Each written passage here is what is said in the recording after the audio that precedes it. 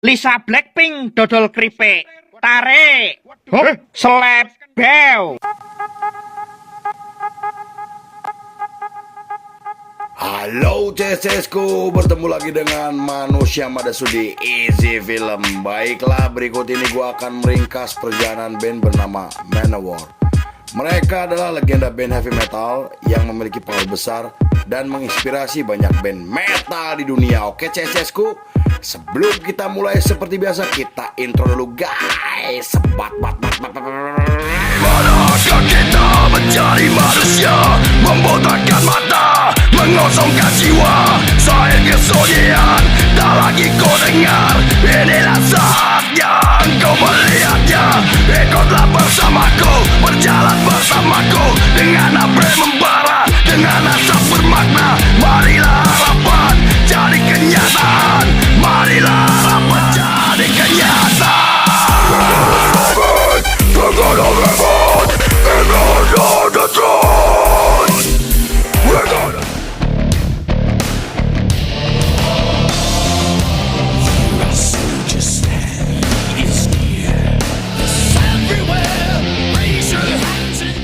Scene dibuka oleh seorang pria bernama Ross Friedman atau yang lebih dikenal sebagai Ross the Boss. Ia adalah seorang musisi yang bekerja sebagai kru untuk band metal legendaris bernama Black Sabbath.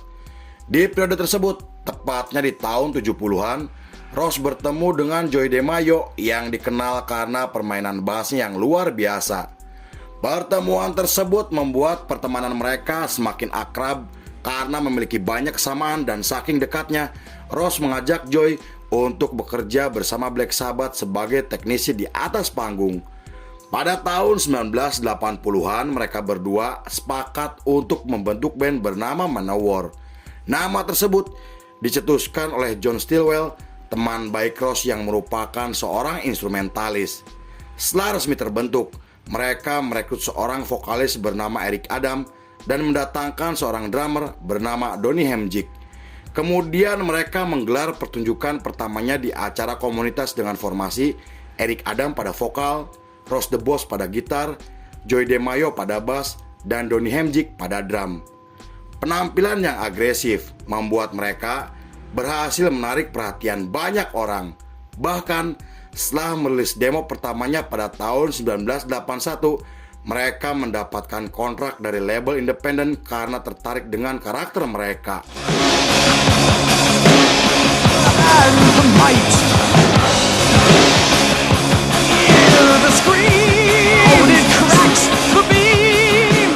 Pada tahun 1982, album pertama mereka akhirnya resmi dirilis dengan menampilkan satu lagu yang sangat terkenal. Lagu tersebut mendapatkan pujian kritis dari para kritikus musik karena menampilkan narator dari seorang aktor legendaris bernama Orson Welles. Namun sampul album mereka menimbulkan masalah karena menampilkan burung elang yang mirip dengan simbol Nazi. Karena itu mereka disebut sebagai band neo-Nazi hanya karena gambar yang dibuat oleh Joey DeMaio. Terlepas dari kontroversi yang terkait dengan album pertamanya, mereka saat itu memilih untuk menggelar tur Eropa hingga menjadi band pembuka untuk musisi legendaris. Pada tahun 1983, mereka merekrut seorang drummer bernama Scott Columbus untuk menggantikan Donny yang telah mengundurkan diri dari band.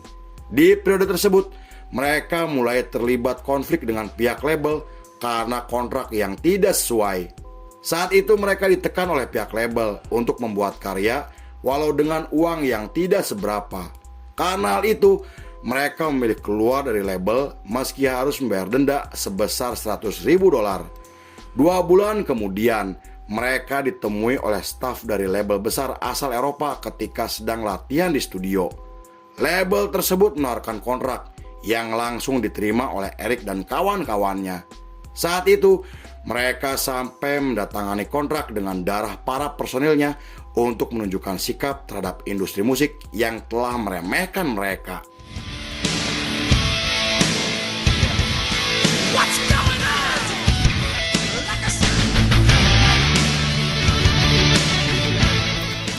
Beberapa bulan kemudian setelah resmi bergabung dengan label, mereka merilis album keduanya.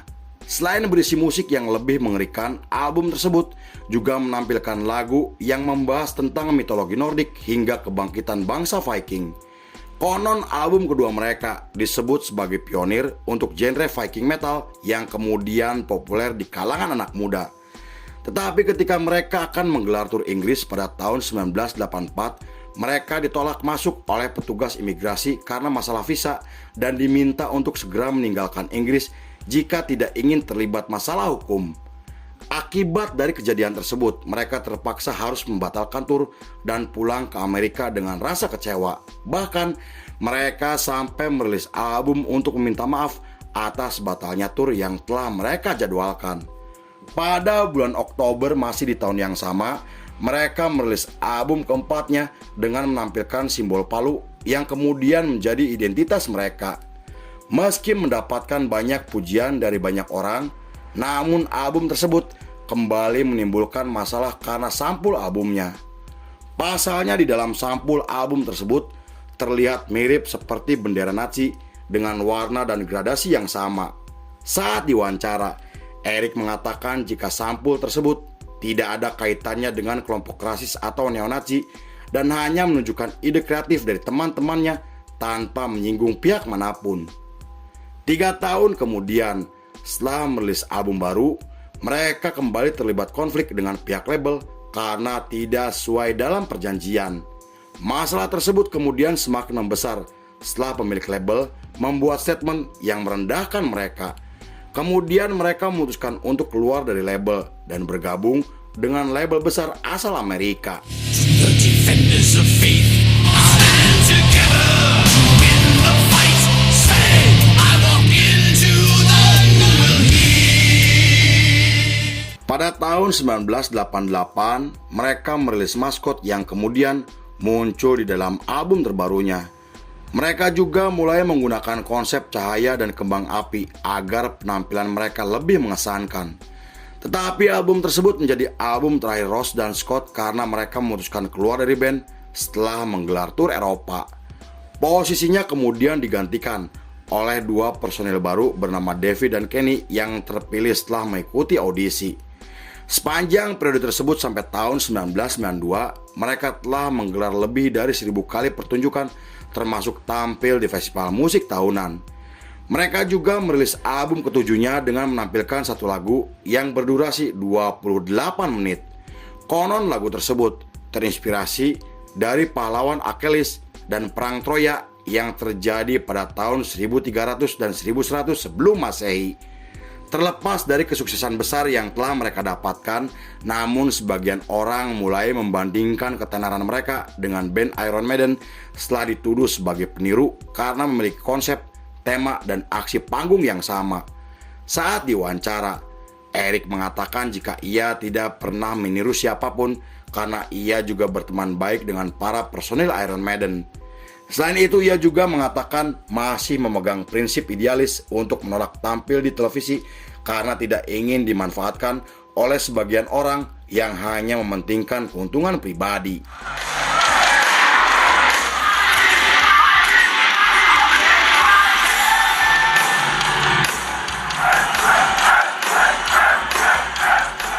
Pada tahun 1994, David secara mendadak mengundurkan diri dari band karena ingin membentuk band sendiri. Posisinya sebagai gitaris kemudian digantikan oleh Carl Logan yang merupakan seorang musisi sekaligus pembalap. Di periode tersebut, mereka telah dikenal sebagai salah satu band yang cukup disegani di skena metal Amerika.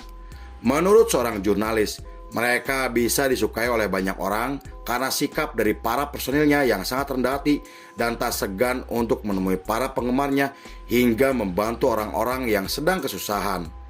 Beberapa bulan kemudian, setelah Scott kembali bergabung ke dalam formasi untuk menggantikan Kenny, mereka mulai merekam lagu dan merilis album terbarunya di tahun 1996. Meski terjual habisnya dalam waktu yang singkat, namun album tersebut dikritik oleh banyak orang karena tidak seagresif album sebelumnya. Di sisi lain, ketika para peneliti mulai melakukan pengukuran desibel untuk mencari band paling keras dan paling berat di dunia, mereka menyebut jika Manowar sebagai band paling berisik di dunia karena memiliki volume mencapai 129 desibel. Klaim tersebut sontak menjadi perdebatan di kalangan para pengamat hingga jurnalis musik di seluruh dunia. Namun, seorang jurnalis asal Amerika mengatakan jika Motorhead lebih pantas mendapatkan gelar tersebut. Meski begitu, para peneliti tetap menetapkan Manowar sebagai band paling berisik dan paling keras di bumi, walaupun masih diperdebatkan hingga sekarang.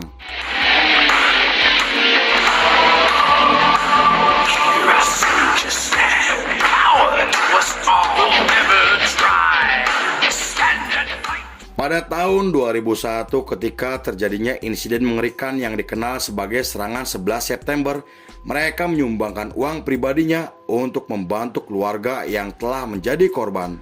Walaupun tidak diliput oleh media, namun aksi mereka mendapatkan banyak pujian dari para penggemarnya.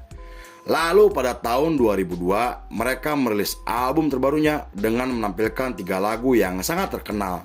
Kemudian, ketika mereka tampil di Milan, Italia, mereka membawakan lagu cover untuk pertama kalinya demi menghormati para penggemar yang ada di sana. Pada tahun 2003, Joey DeMaio mendirikan label sendiri untuk memenuhi kebutuhan bandnya yang tidak mereka dapatkan selama bertahun-tahun. Joey juga menjadikan labelnya sebagai wadah untuk musisi yang ingin meraih prestasi di industri musik Amerika. Saat diwawancara, Joey mengatakan jika industri musik Amerika sangat memprihatinkan karena banyak talenta muda yang memiliki bakat namun tidak mendapatkan kesempatan untuk meraih keberhasilan. Sepanjang tahun tersebut sampai tahun 2009, mereka telah merilis 1 album dan 2 EP album yang semuanya berhasil sukses secara komersial. Mereka juga telah menggelar banyak pertunjukan, termasuk menjalani tur dunia.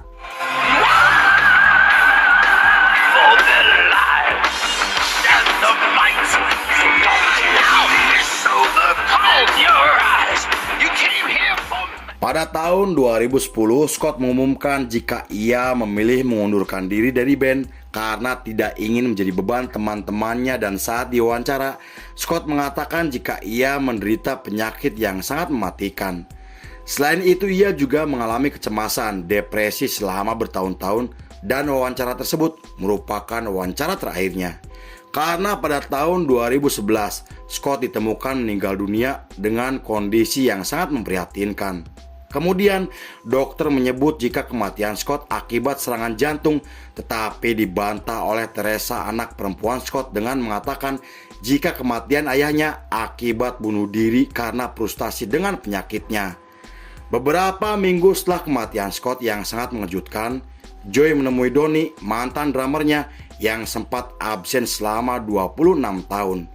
Joey kemudian meminta Donnie untuk kembali ke dalam formasi bersama bandnya yang telah mereka dirikan bersama. Meski sempat ragu, namun Donnie akhirnya mau bergabung setelah dibujuk oleh keluarga dan teman-temannya. Kembalinya Donnie ke dalam formasi membuat musik mereka menjadi semakin gelap dan lebih agresif. Bahkan, album baru mereka yang dirilis pada tahun 2012 menjadi album terlaris hingga mengalahkan album Metallica juga Iron Maiden. Menurut seorang jurnalis, album tersebut menampilkan simfoni yang lebih lugas namun tidak meninggalkan unsur heavy metal yang mereka kembangkan, dan salah satu lagu mereka sampai dijadikan sebagai soundtrack film dengan judul yang sama.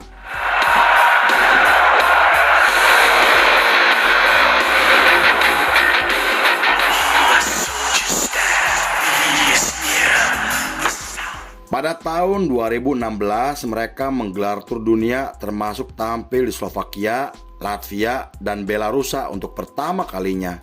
Selama pertunjukan, Eric berulang kali mengucapkan terima kasih, salam perpisahan, dan selamat tinggal yang kemudian menimbulkan pertanyaan. Di sana, para penggemarnya merasa bahwa ucapan Eric merupakan kode jika band tersebut akan bubar, dan rumor tersebut diperkuat oleh pernyataan Joey yang mengatakan jika mereka sudah tamat karena ia akan pensiun dari industri musik. Terlepas dari rumor yang semakin membesar, namun mereka tidak pernah membuat pernyataan atau klarifikasi yang membuat band mereka dianggap sebagai band mati suri. Pada tahun 2018, Carl Logan, sang gitaris, ditangkap atas tuduhan pedofil atau pelecehan seksual terhadap anak di bawah umur. Kabar tersebut menggemparkan Amerika hingga menjadi berita besar yang diliput oleh media internasional. Kemudian nama band mereka tercoreng akibat kasus tersebut yang membuat Eric dan kawan-kawannya sampai dituduh telah melakukan tindakan yang sama. Bahkan semua personilnya sampai menerima ancaman pembunuhan karena kasus pedofil di Amerika sangat sensitif dan dibenci oleh masyarakat. Atas perilaku yang kontroversi, Carl dinyatakan bersalah dan jatuhi hukuman 6 tahun penjara tanpa bisa mengajukan banding. Selain itu, Eric juga mengumumkan jika Carl telah dikeluarkan dari band karena mencoreng nama baik band yang telah mereka jaga selama bertahun-tahun.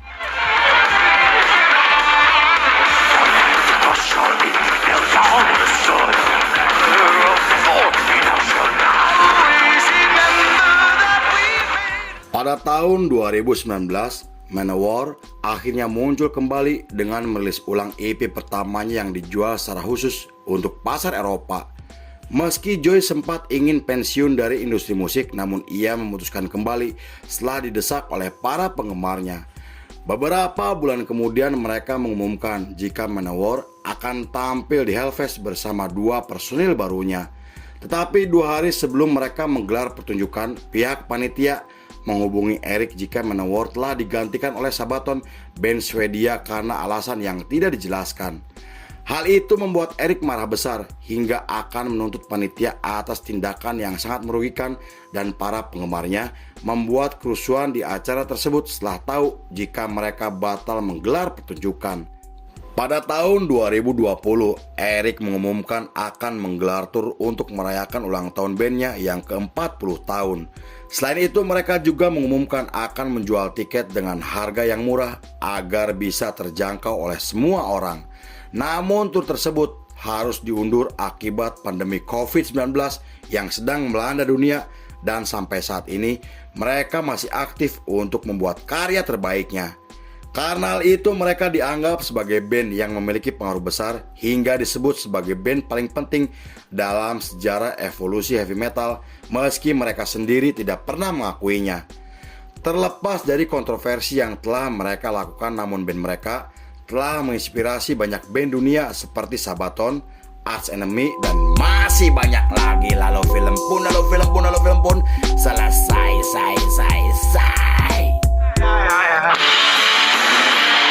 My job this morning, just like an eagle, needs to up and scream up in the air and call me brother.